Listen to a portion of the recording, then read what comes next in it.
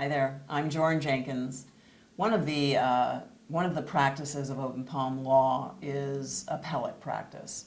I've been practicing for 40 years, and for several years in the middle of all that time, I taught both trial practice and appellate practice at Stetson University College of Law. So I know a little bit about appellate work. I've done probably 50 appeals at this point.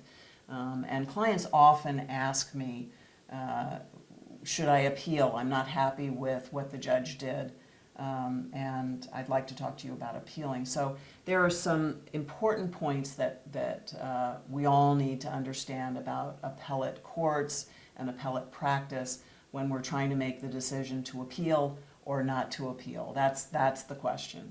And one of the important things is that an appeal is not a retrial of your case.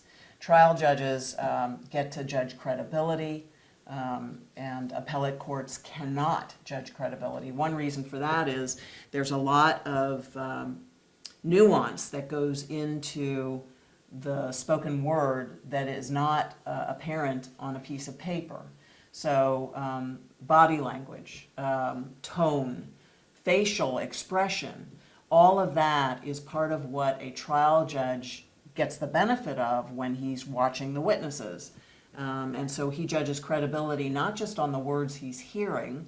Maybe 6% of the communication is the words, and the other 94% is the body language and all of that. So appellate courts can't retry, and they also can't look at the client's credibility.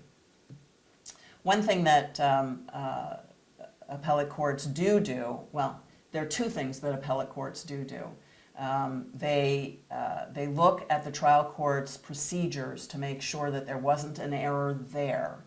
And then they also look at the interpretation of the law, how the trial court interpreted the law or applied the law to the facts, one of those two. And if there was error there, then they can reverse. But they won't consider new evidence. They won't consider new witnesses. I've seen it happen once in a blue moon, but it shouldn't have happened. That's not the appellate court's job, is not to retry the case, not to try it again with new witnesses and new evidence.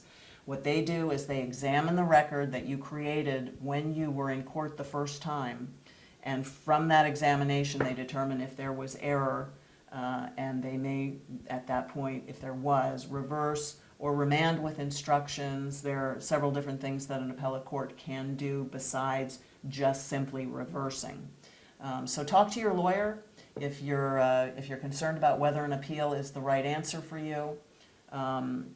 You also want to talk to your lawyer about the likelihood of that appellate court, the one in your jurisdiction, to reverse a case. Our appellate court here in Florida, in the 2nd District Court of Appeal, often just gives us a PCA, a per curiam affirmed, which basically means that they think the trial court did the right thing and they're not going to even say a word about it. They just PCA it.